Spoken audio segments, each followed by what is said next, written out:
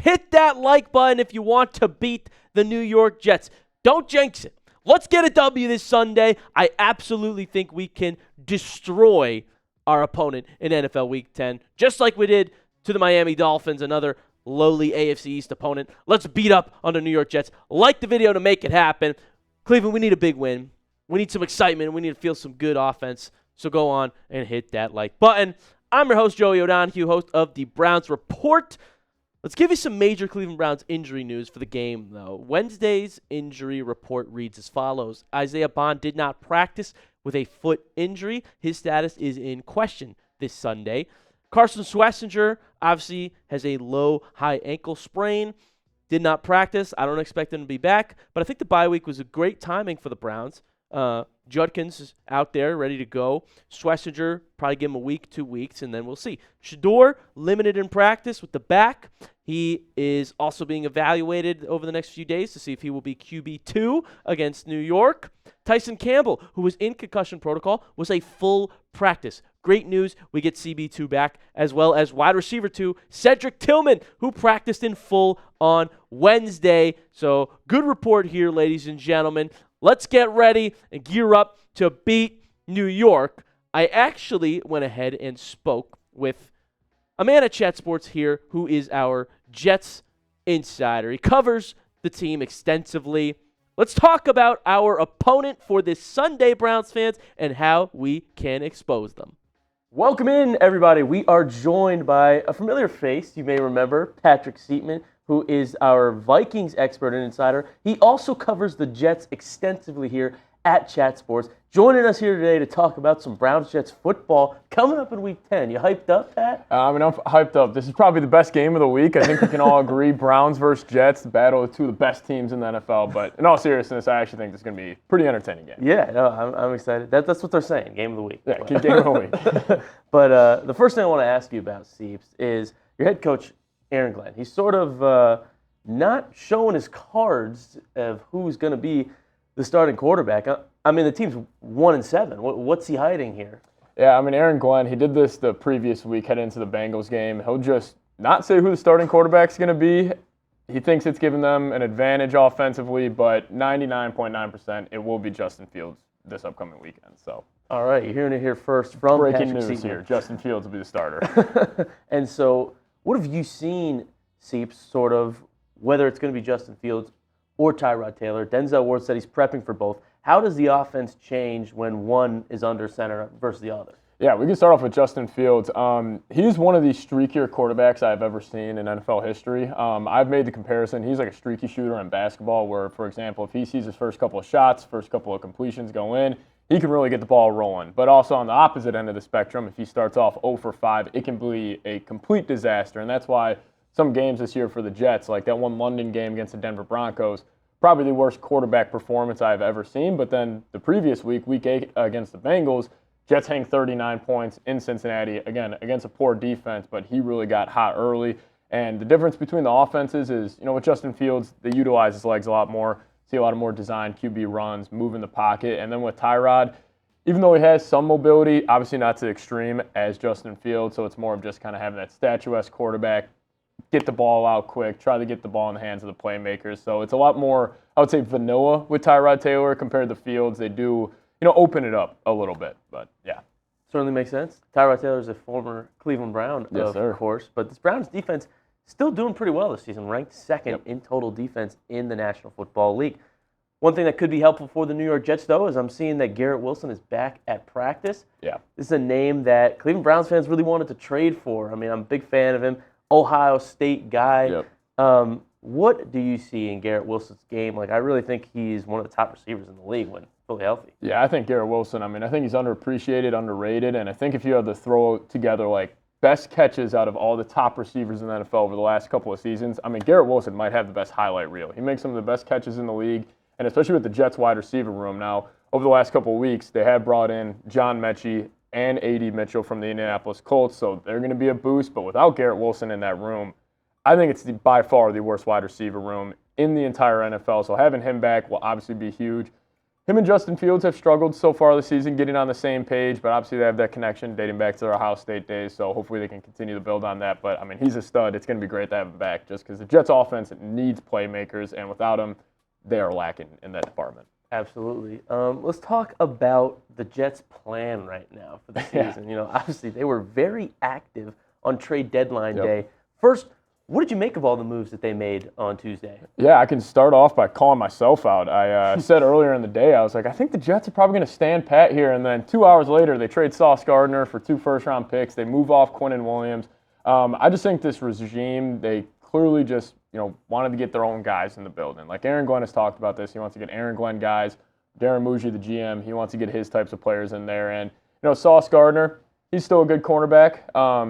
Still even when he's playing his down, having a down year, still a top 10 corner in the league, but you got 2 first-round picks for him. It's kind of an offer you can't refuse. And Quinton Williams, there were some rumblings he wanted out of New York, and you were able to get a first and a second from Dallas. So obviously, you're losing your 2 best players defensively, but you also got a haul back. So I agreed with the moves. I think the Jets, obviously they get significantly worse for the rest of this season, but hopefully long term, I mean, you got to hit on these draft picks, but hopefully the future's a little brighter.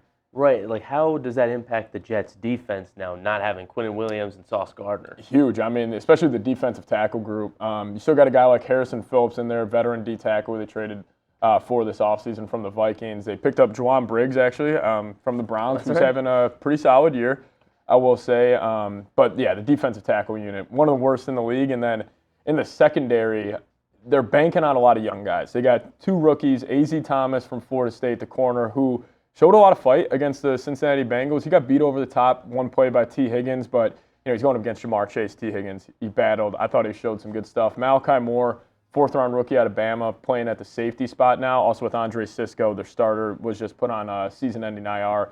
He's been a little up and down this year. Tackling has been a major issue with this Jets defense, and that's why running backs have feasted. So your guy Judkins, he's going to probably have a massive game. Like, I would bet him to have 100-plus yards in this game no matter what. Wow, I like the sound of that. I think that's some great insight right there because the Browns are trying to get their offense going, and it's just really been their biggest weak point of the season. Right. And so if the Jets are bad in the areas that you mentioned, like defensive tackles kind of thin now, corners are a lot of young guys, Cleveland's trying to get their receiver room going all season long. It just hasn't been the same as it used to be. And so this could be a spot where the Browns offense actually starts to come to life, give us a little bit more momentum for the back half of the season. Another thing, regards to the trade deadline day, the Jets were sort of saying that it's not a fire sale, but do you notice that this is full rebuild mode time? I mean, what do you make of the Jets' next few years? Yeah, I think it's 100% a full rebuild. I mean, when you trade your 2 best players on your team, I mean, they can say it's not a full fire sale, but it's a full fire sale. And it's just going to come down to them trying to find the franchise quarterback. And I think that's with most teams in the NFL because they got 7 premium draft picks in the first 2 rounds over the next 2 seasons. If you hit on 6 of those 7 draft picks, you get the quarterback wrong, the regime's probably going to be fired. But if you nail the quarterback, get the rest of the picks wrong, you'll get an extension. So I think it's just going to come down to them finding that quarterback, getting their guys in there. They created a bunch of cap space as well. So it's going to be very interesting. This Jets team is going to look totally different over the next 2 seasons than we're seeing right now. But, full rebuild mode here in New York. Very interesting to see. And then also on the Jets defense specifically, I agree with you. Quinshon Judkins, I think, is going to have a big day this Sunday. What's the Jets' run defense been like so far this season? Oh, it's been terrible. One of the worst in the league. I mean, James Cook ran all over them. I mean, you could go back. All these top running backs have had monster games. All of them pretty much go for over 100 yards.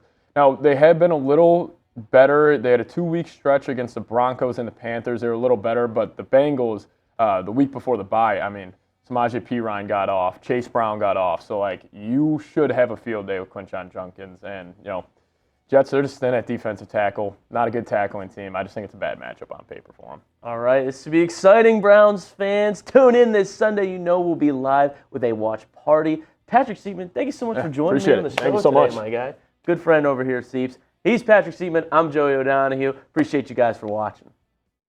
Thanks so much to Seeps for joining us here on the Browns Report. Hopefully that gave you guys some good insight on the Browns' next opponent. I've seen some comments saying they enjoy when I bring on other hosts. I really appreciate you guys giving your feedback about that. And I'm going to try and do it more when we have some more opponents here with teams that people cover at Chat Sports. We have a lot of great hosts that know ball. And it's great to bring them on and talk about who we're going up against. So thank you again to Pat for doing that for us. Thank you guys for being a part of the Browns family and telling me that you like it. I also have an awesome deal to tell you guys about, and that is that we have a Browns hoodie that is over 50% off. If you go to chatsports.com/Browns hoodie, it's a nice, easy link for you to remember.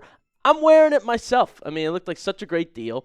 The weather's getting colder everywhere. Even here in Texas, it's getting colder, especially in the mornings. In Cleveland, I know it gets really, really dang cold. You're going to want a nice, comfortable hoodie just like this one to rep for the fall and winter season as Cleveland Browns fans. And like I said, it's over 50% off. This thing was $70. It's now just $28 at chatsports.com/Browns hoodie. Take advantage of this awesome deal. That link will be in the comment section in the description of today's video. Go on over to chatsports.com/Browns hoodie. You can buy the one that I got just right here. All right, who you got, ladies and gentlemen? While you're down in that comment section, type CLE if you got the Cleveland Browns beating those New York Jets. If you think New York takes it home, type NYJ. But they really are in fire sale rebuild mode like you heard me and Seeps talking about. So I think Cleveland's going to take advantage of that defense. Judkins can run all over it. And I really think this could be a game where the wide receivers come back to life. Let's see what's going to happen, ladies and gentlemen. But get super excited. Again, let me know who you got in that comment section. CLE NYJ. Thank you guys so much for tuning into this edition of the Browns Report. Head on over to X. Give me a follow at JoeyO70. Let's chop it up on Twitter about some more Browns news. Also, make sure you subscribe to the channel here, the Browns Report. We got you covered with everything Cleveland Browns every single day as it happens. Thank you so much for tuning in, and we'll see you next time.